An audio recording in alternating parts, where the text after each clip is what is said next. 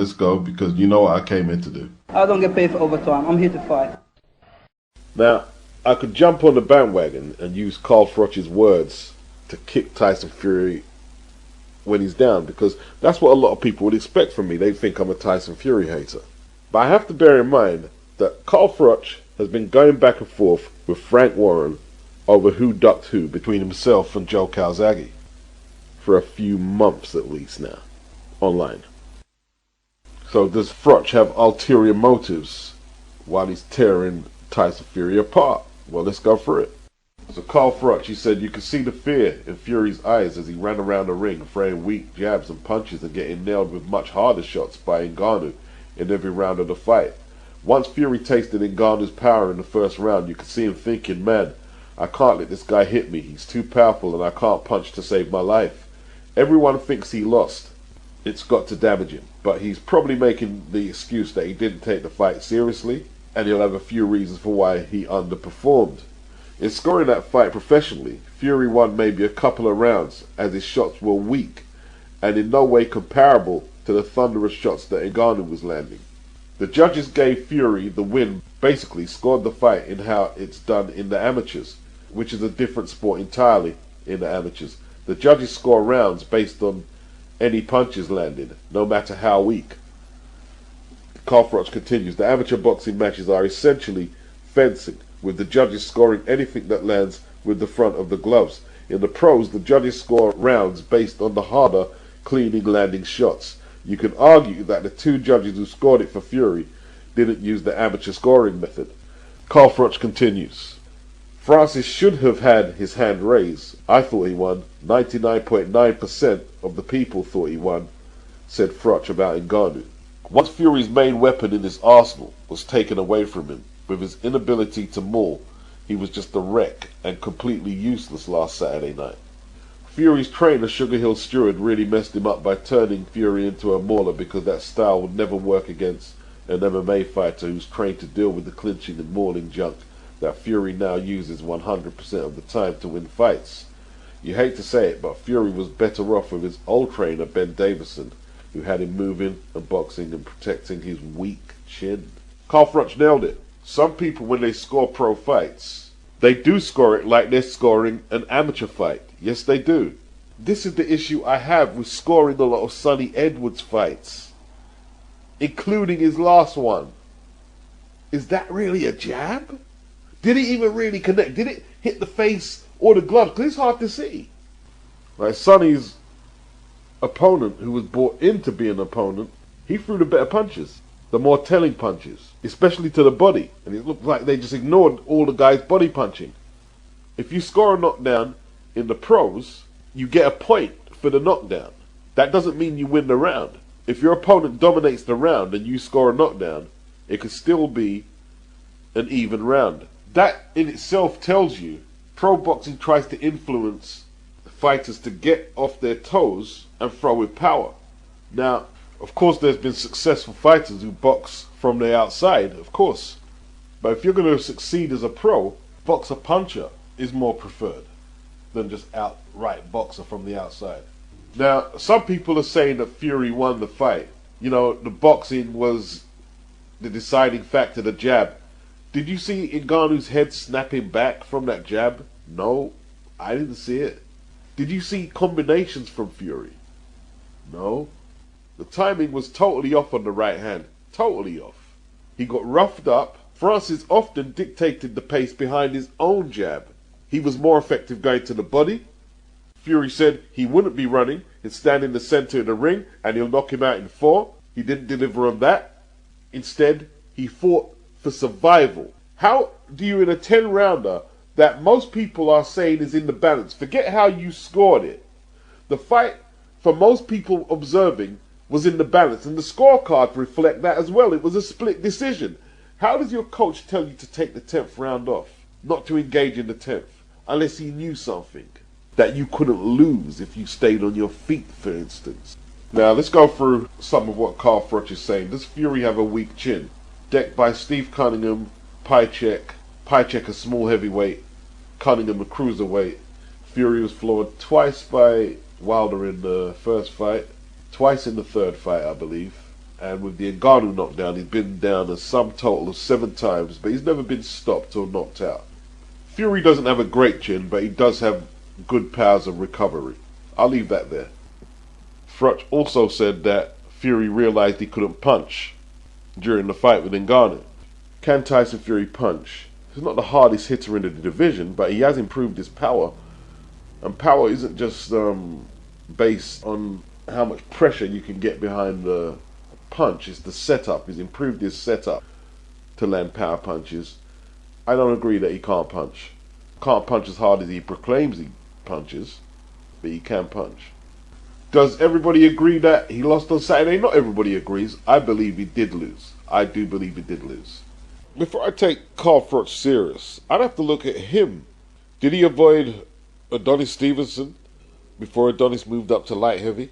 Did he complain and complain and complain after he lost the final of the Super 6 to Andre Ward? Andre Ward was negative. I'm still aggrieved. He held. Was he mentally weak in the way he responded to the Andre Ward loss? Can you be mentally weak and achieve all what Anthony Joshua has achieved? Can you be mentally weak and achieve all what Carl Froch or Tyson Fury have achieved? Or Ricky Hatton or Amir Khan? And when I say, can you be mentally weak? Yes, of course you can, but I'm talking in relative terms, compared to the average person, to the people who have never been in a boxing ring. And I don't mean if you had a couple of fights here or there. I'm talking about an extensive career, amateur, pro, or both, that's documented, that I can go to Google and find either video or written testimony of what you've done in the ring. Not hearsay. Fury, is he mentally weak? Running scared. In the aspect that he promised to bang it out with Francis Ngannou and get him out of there. He didn't trade with him. He didn't trade. He fought in survival mode against someone making his debut as a professional boxer. Running scared. The elbow. It's not in Queensberry rules. It was a deliberate elbow. That, in my opinion, shows a lack of confidence. He was perhaps afraid of getting embarrassed in front of the star-studded Saudi crowd. And that insecurity that I'd say all of us as humans have within us, hopefully we're not forced to have it exposed to the world like Tyson Fury, it came out. And he tried to elbow Francis Ngannou for a fight that he thought was running away from him. If he was way up on the scorecards and handling Francis easy, would he have did that? Is that mentally weak? Is he in denial? He claims the knockdown hit him on the back of the head when it clearly hit him on the side of the head. Then he didn't turn up to the press conference. He banned TalkSport from the event because they said a few things about him. They said more about Anthony Joshua than they did about Tyson Fury. He didn't block them. Not that it matters. They're both mentally weak. They're both mentally strong. Mentally strong when they need to be and mentally weak when they don't want to be. What about Joe Joyce in the rematch with Zhang Zhilei? Now, in my opinion, the first fight had such an impact on him, and the turnaround from the first fight earlier this year to the rematch was not enough time for him mentally to get right to fight Zhang. And to me, he was a beaten man before a punch was thrown. Does that mean Joyce is mentally weak? Or should I remember that I'm dealing with an Olympic silver medalist who fought his way into a mandatory position in the pros? Now, why is language important on how you say things, as opposed to what you're actually saying? I believe a mentally beaten man went into that ring with Zhang. If we play semantics, you could say mentally weak.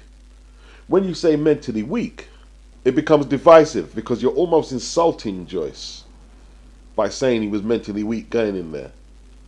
He was mentally weak, if you like, then, in that fight, but he's not a mentally weak individual or fighter.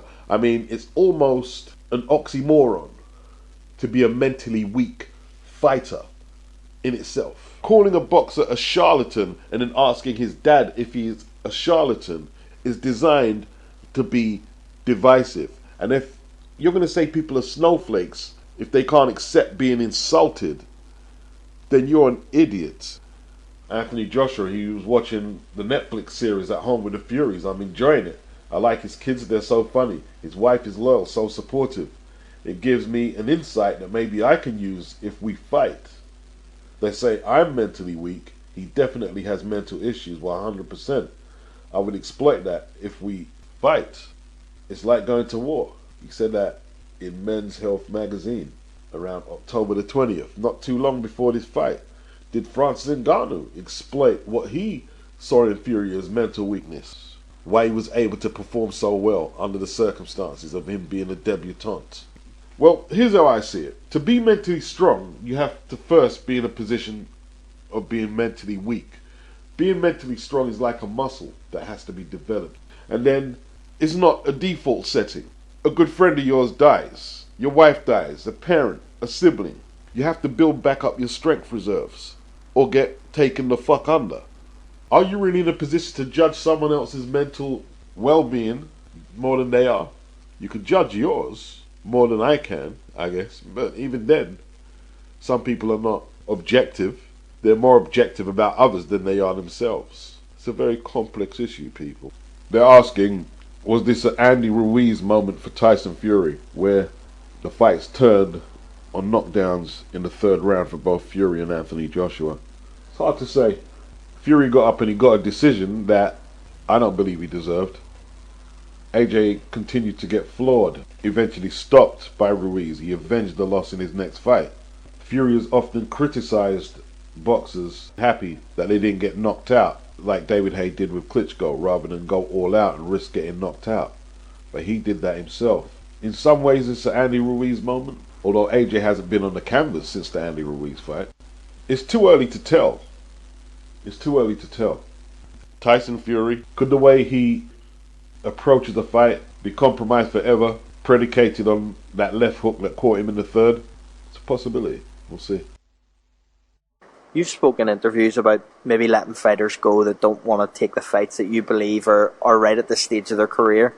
We've recently seen, Fabio Wardley and Solomon Dakers, I believe, have both signed a deal with Queensberry. Have they both? I don't know about Fabio Wardley. I know that Solomon Dakers, we had a matching rights position with Solomon Dakers. So what that means is that we can keep him if we want to keep him, or we feel like the money's, I say want's a bit of a harsh word because we like Solomon Dakers. He had an offer which they presented to us. We said, mate, good luck, take it ASAP. We don't want to hold fighters back. The way Eddie Hearn worded it recently was they will let fighters go if they don't want to take tough fights. But it was just a long way of saying, if you're surplus to requirements or dead weight, we don't need you no more. I would imagine he's not the only promoter who works with this matching right situation. But if the boxer comes back after his contract's out with Eddie, and Frank Warren or Ben Shalom offer them more for the same fight than Eddie's willing to pay, he's basically saying, yeah, you're dead weight. You're surplus to requirements. If he thought you was a valued fighter on his roster, he would break the bank to keep you there. What a lot of people don't mention is Lawrence Okoli didn't leave Matchroom. He was subject to being let go when Matchroom didn't want to match the matching right with what Ben Shalom put up to secure Okoli's signature. And this is what's happening here. It's great for the fighter. They're going to pay you, for example, $200,000 for the same opponent that Eddie would have only paid you $150,000 for. Congratulations to Solomon Dakers. It's prize fighting. He gets a bigger purse. But when a major outlet like Matchroom let you go and don't put up no resistance to keep you, they're basically saying, well, you haven't made us any money so far. You haven't made any inroads in promoting yourself so far. Thanks, but no thanks. You better take the money they're offering you over there. They're putting an assessment on your market value. Now, what does Frank have in mind for Solomon Dakers? Matchroom have let him go because they didn't match the matching right. You've got Moses Ntuma, prospect. He needs attention. You've got how many fighters coming off defeats now? Dubois, Adelaide, Joyce, Tyson Fury. Forget what happened on Saturday. He's in a different category to the rest of them. We won't include Tyson Fury in this discussion. He's a bankable commodity. But the other four I just mentioned there, they need a lot of attention. And in 2024, some will be prioritized over others. And we'll see who that is. Now, Frank didn't say Joyce needs to retire. He's not that stupid. Joyce is still in contract with him. Yeah? and he's got to watch his mouth in public. He can't just handle fighters how he used to handle them. But he did hint twice that Joe might want to retire after the second Zhang defeat. And there's a minimum Frank can pay Joyce for fights on the contract. And does he want to pay that minimum? Because it's a considerable amount for fights that might not value any more than undercard fights on the York Hall or a Copper Box. But he's got to be paying him headlining at the O2 Arena money.